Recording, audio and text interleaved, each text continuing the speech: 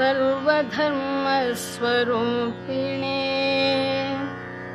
अवतारवरिष्ठाय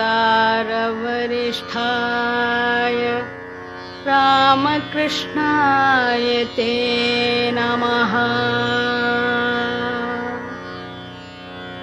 भज गोविन्दं भज गोविन्दं भज गोविन्दं भज गोविन्दं गोविन्दं भज मूढमते भज गोविन्दं भज गोविन्दं गोविन्दं भज मूढमते।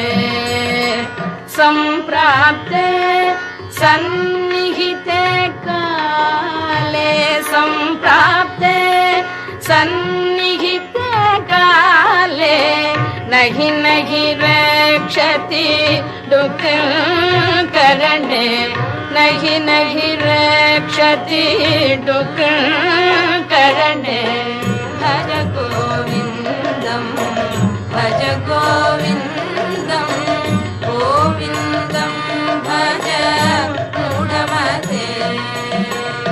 मूढजहि धनागमतृष्णा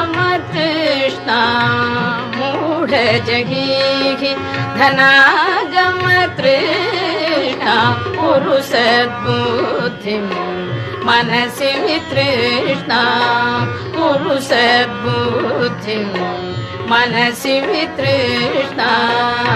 यल्लभसे निज कर्मोपातं यल्लभसे निज कर्मोपातं वित्तं तेन विनोदय चित्तं। भज गोविन्दं भज गोविन्दं गोविन्दं भज मूढमते।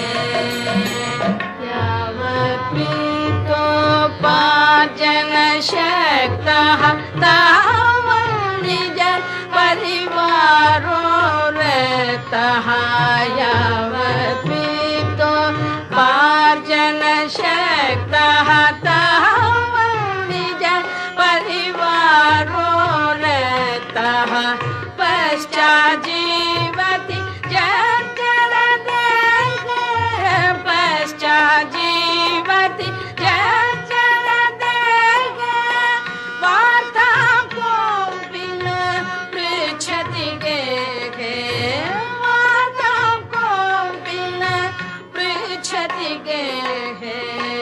भज गोविन्दं भज गोविन्दं गोविन्दं भज मूढमते। मा कुरु